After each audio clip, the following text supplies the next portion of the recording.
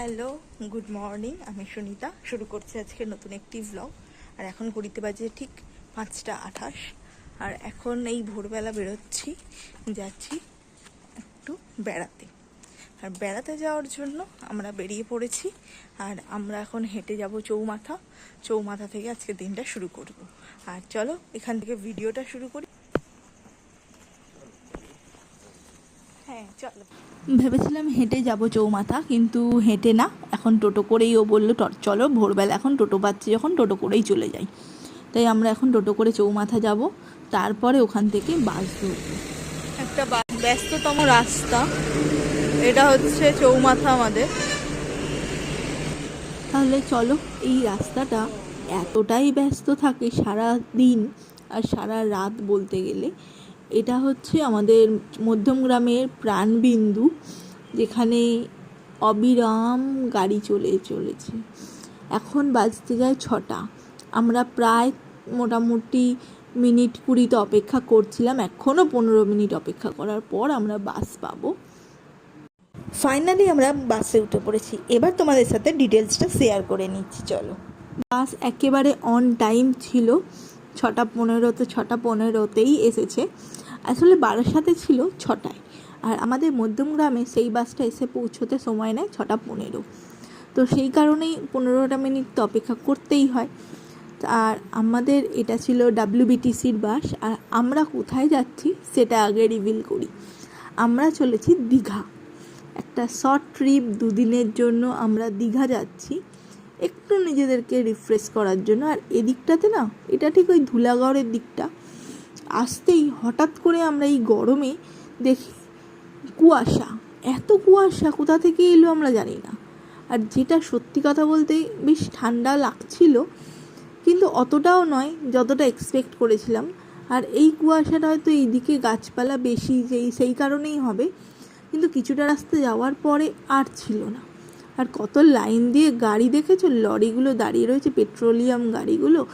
এগুলো সব রাতে ছাড়ে, আর এগুলো সারা রাত ট্রাভেল করে।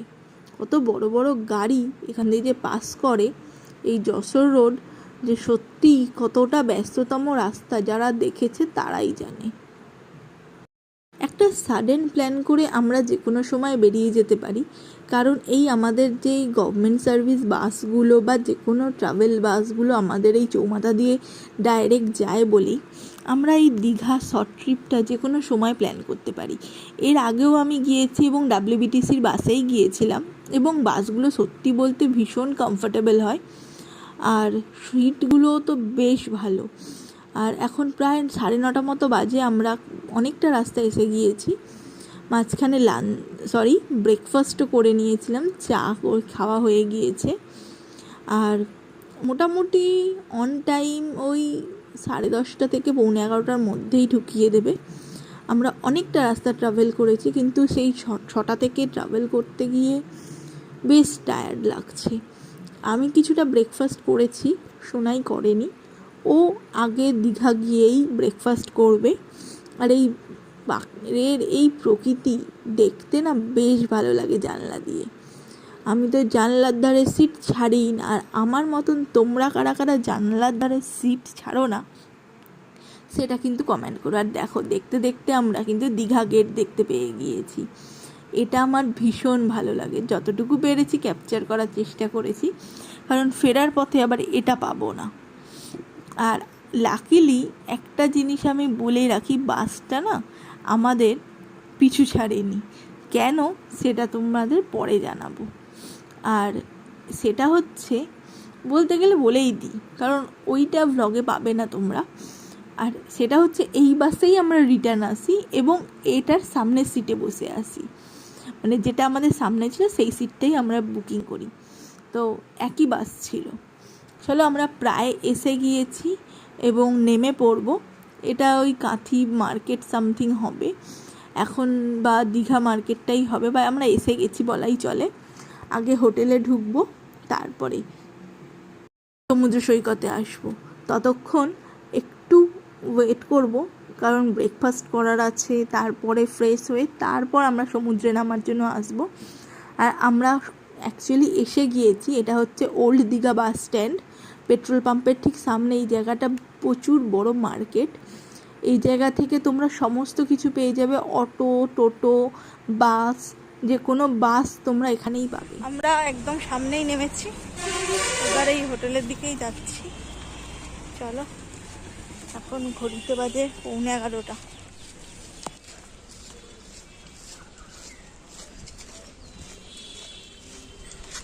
এর আগেও যখন আমরা এসেছি তখন এই 13 পার্বণেই ছিলাম। আর এই হোটেলটা না আমার খুব পছন্দের। হ্যাঁ, হতে পারে এই যে বাস স্ট্যান্ড থেকে নেমেই রাস্তাটা দিয়ে ঢুকলেই সামনেই, কারণ হয়তো ওটা সেকেন্ড লাস্ট বলতে গেলে হোটেলটা, কিন্তু তাদের বিহেভিয়ার আমি এখানে খুব ভালো পেয়েছি এবং তাদের ফেসিলিটিও। এই জাস্ট এই সামনের ইয়েটা পার করে গিয়েই পড়বে, জাস্ট ওই 2 মিনিট হাঁটা পথে বলতে গেলে, একটা গলির মধ্যেই এই হোটেলটাতে আমরা খাওয়া দাওয়া করেছিলাম, বেশ ভালো খেতে। এটা হচ্ছে দ্রৌপদী হোমস্টে অ্যান্ড রেস্টুরেন্ট, তো এটাও বেশ ভালো ছিল। আর আমরা আমাদের গেস্ট হাউসে এসেই গিয়েছি। আর এটা হচ্ছে আমাদের 13 পার্বণ হোমস্টে বা 13 পার্বণ হোটেল। তা এখানে আমরা ব্যাগ রেখে এখন লাঞ্চের জন্য নয়, অ্যাকচুয়ালি ও ব্রেকফাস্টের জন্য বেরিয়েছে।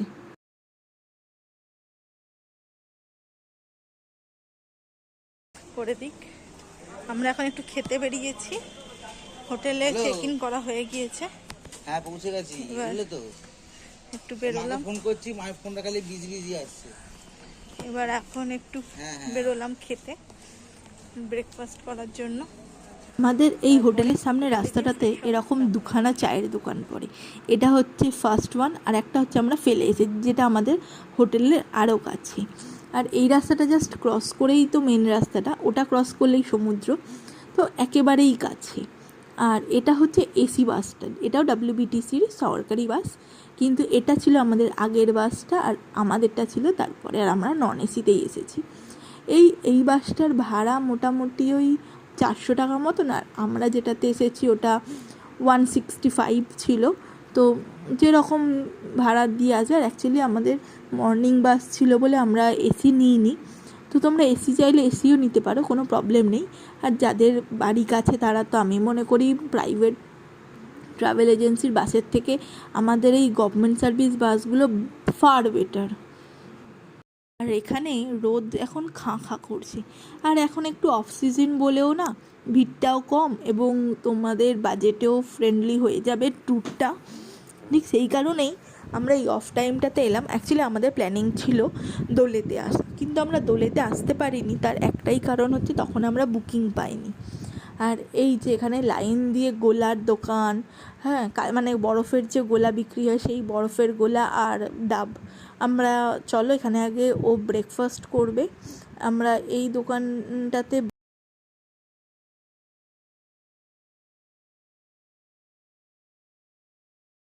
কত করে বলে না, কত? 40 টাকা। চল মিষ্টি, তাহলে কাকুর কাছে ডাব খাওয়া যাবে, কাকু বেশ কমেই দিল। চলো, যার নিজের মতন দাম করে নেবে। আবার কি, এই যে ছোট ছোট দোকানগুলো দেখছেন, এই ছোট ছোট দোকানগুলোতে মানে আপনারা চাইলে রান্না করিয়ে নিতে পারেন, মানে চিকেন বা মাটন, আপনারা যারা অনেকে গ্রুপে আসে না, তারা যে রান্না করিয়ে খেতে চায় সেটা কিন্তু করতে পারে অনায়াসে। এই দোকানগুলোতে না রান্না করে দেয় আর কিছু টাকা নেয়, নিয়ে রান্না করে দেয়। কিন্তু আমরা যেহেতু দুজন আছি তাই আর এইসব ঝামেলায় যাবো না, কিন্তু এগুলো গ্রুপকে এলে খুব ভালো। আর এখানে অসাধারণ কিছু গোলাপ বিক্রি হচ্ছে, বেশ সুন্দর। চলো আমাদের রাস্তায় পার হয়ে যাই।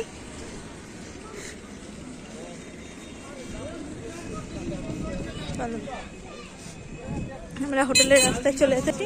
হোটেলে পৌঁছে চলো তোমাদের একটা আগে রুম ট্যুর দিই। আর আমাদের রুম নাম্বারটা হলো 201।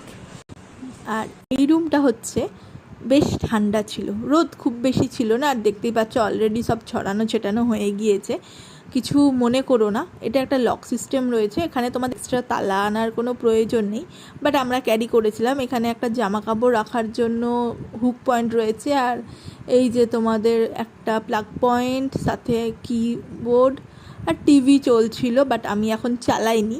আর দুটো বড় বড় জানালা রয়েছে, সাথে একটা ব্যালকনি। আর এই যে এসি, তোমরা চাইলে এসি রুম নিলে এসি অন থাকবে, আর নন এসি নিলে এসি তো অফ থাকবেই। সাথে একটা বড় সড়ো কাভার্ড রয়েছে, আর কাভার্ডটা না আমাদের খুব ভালো ইউজও হয়েছিল। পুরো বড় সড়ো কাভার্ড রয়েছে। আর এখানে একটা মিরর রয়েছে, যেই মিররটাতে আমি খুব সাজগোজ করেছি। আর একটু অগোছালো রয়েছে, কিছু মাইন্ড করো না। আর এখানে একটা টয়লেট রয়েছে, ভিতরে কুমাটো রয়েছে। আর চলো ব্যালকানিটা তোমাদের দেখিয়ে আনি। ব্যালকানিটা বেশ বড় সড়ো ছিল, আর গ্রিল দিয়ে ঘেরা ছিল, তো এই জামা কাপড় মেলার কোনো প্রবলেম এখানে হবে না। আর ঘরটাতে যেহেতু একটু রোদ কম পড়ে, তাই গরমটাও খুব কম ছিল। আমাদের বেশ ভালোই লেগেছিল। আর এই বারান্দায় বসে অনেক গল্প করেছি।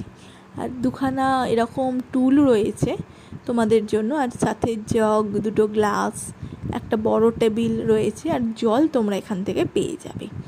20 লিটার নিলে 20 লিটার, 5 লিটার নিলে 5 লিটার, আর আমরা 5 লিটারই নিয়েছিলাম। আর সবথেকে আইকনিক হচ্ছে এখানকার মিনি ফ্রিজ। এই যে ফ্রিজ অলরেডি চলছে, আর আমার জলের বোতল ঢুকে গিয়েছে। তাহলে চলো, এটা তো আমাদের রুম ট্যুরটা ছিল। কেমন রুমটা সেটা তোমরা একটু জানিও। আর এই যে মেসি হয়ে আছে না, এটা একটু ইগনোর করো প্লিজ। আর একটা কিং সাইজ বেড।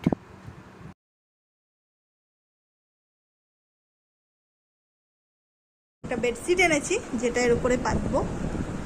ব্যাস, পিছনে একটা জানালা রয়েছে, একটা সাইড টেবিল রয়েছে। এখন ভরা জোয়ার থেকে ফ্রেশ হয়ে এখন একটু সমুদ্রে স্নান করার জন্য চলে এসেছি। এই একটু বিচের ধারে বসবো, তারপরে স্নান করব। এইখানে এই বোল্ডারগুলোর জন্য না ঠিক মতো নামা যায় না, তাই আমরা ওই পাশে জগন্নাথ ঘাটের ওদিকে গিয়ে নামবো। ওই পাশটাতে নামা যায়। আর এখানেই বসে আছি, এই পা অবধি জল চলে আসছে। আর ঢেউগুলো বসে দেখতে না খুব ভালো লাগে। এই জায়গাটা না সন্ধ্যের দিকটা না বেশি সুন্দর লাগে, আমার তো খুব ভালো লাগে। কিন্তু সত্যি কথা বলতে গেলে সমুদ্র থেকে আমার পাহাড় বেশি পছন্দের।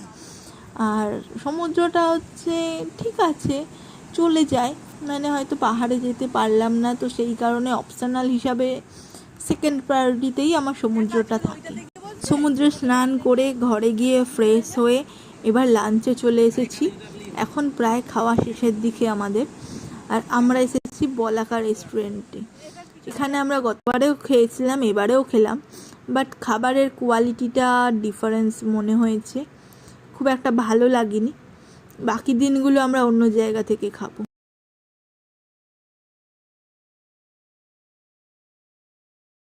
Many months later. এখন সন্ধেবেলা আমরা চলে এসেছি ওল্ড দীঘা সমুদ্র সৈকতে। চারপাশে প্রচুর দোকান, সব দোকানগুলো খুলেছে।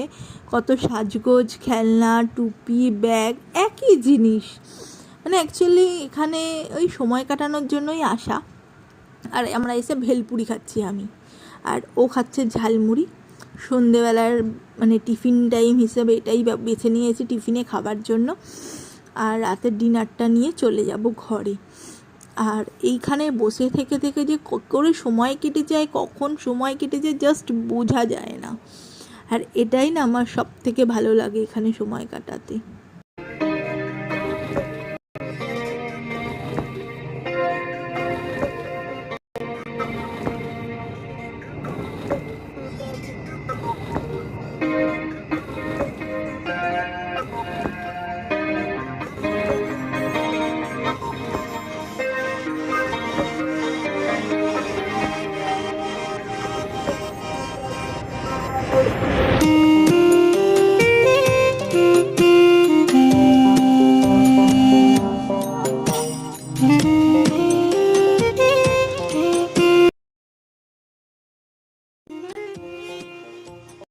আজ বেরিয়ে পড়ে উদয়পুর যাওয়ার জন্য। উদয়পুর বিচে যাব, ওখানে একটুখানি মাছ ভাজা খাবো, একটু বসে থাকবো সমুদ্র পাড়ে, তারপরে এবার ফিরে আসবো। আর এই রাস্তাটা দেখো ঘন জঙ্গলে মোড়া, কি সুন্দর না দেখে। সেই উড়িষ্যার ওই সাইট সিনের কথা মনে পড়ে যাচ্ছে। জায়গাটা বেশ সুন্দর। আমরা একটা শেয়ার গাড়ি ভাড়া নিয়েছিলাম, কারণ অটোতেও সেম ভাড়া বলছিল 100 টাকা দুজনের। তোমরা যদি এক্ষেত্রে দল বেঁধে আসো, মানে অন্তত 6 জন হয়, তাহলে তোমাদের ভাড়াটা খুব সামান্য পড়বে। কিন্তু যেহেতু আমরা দুজনে এসেছিলাম পার্সোনাল ট্যুরে, সেই কারণে আমাদের একটু বেশি খরচা পড়ে গিয়েছিল এই গাড়ি ভাড়াটা। অথচ ফেরার সময় কিন্তু রিজনেবলেই পেয়ে গিয়েছিলাম।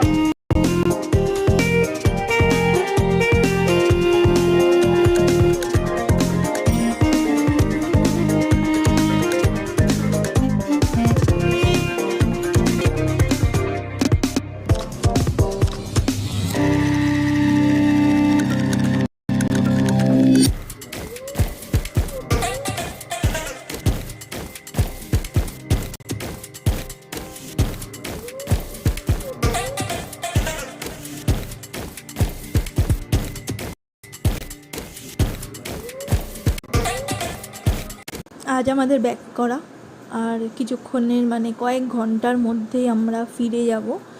আর তাই সকাল সকাল একটুখানি সমুদ্র সৈকতের ধারে চলে এসেছি। আর দেখতেই পাচ্ছ জল এখন কত নিচে রয়েছে।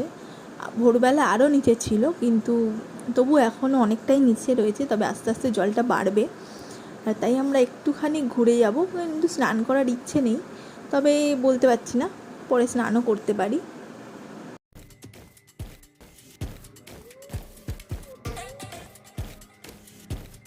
আর বাকিটা দিলাম না, লাঞ্চ করে আমরা এখন এখানে একটু ওয়েট করছি আমাদের বাসের টাইমের জন্য। বাসের টাইম হয়ে গেলে আমাদের কল করে নেবে, তাই জন্য আমরা এখানে একটু বসে লাস্ট মুভমেন্টে একটুখানি নিজেদের মতন করে স্মৃতির খাতায় লিখে রাখার জন্য এখানে বসে রয়েছি। আর বাকিটা সমুদ্র দেখতে দেখতেই কেটে গেল সময়। আর এরপরে বাড়ি ফেরার পালা, দুজনে মিলে একটু বসি, তারপরে ফিরে যাব।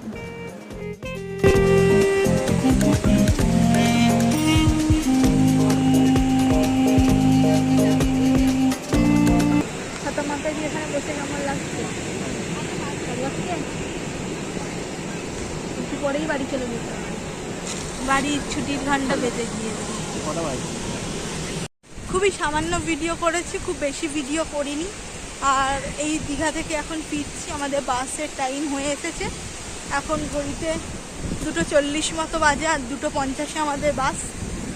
তাহলে টাটা সি বিচ বলে বাড়ির দিকে রওনা দেবো। দুদিনের ছুটি আমাদের, দুদিনের ছুটি ওভার। এবার আবার ডেলি লাইফে চলে যেতে হবে। তাহলে আমাদের দুদিনের ছুটির জন্য দীঘা ঠিক আছে, সমুদ্র জল ভালোবাসলে, আর একটু বেশি ভালোবাসলে পুরী, নাহলে দার্জিলিং, দীঘা ছেড়ে অন্য কিছু যাওয়া যেতে পারে। তাহলে চলো ভিডিওটা এখানে শেষ করি। দুদিনের টানা একবারে ভিডিওটাই থাকবে, কারণ পার ডে হিসাবে কোনো ভিডিও করিনি। ঠিক আছে, ভালো থেকো, সুস্থ থেকো, দেখা হবে নতুন একটা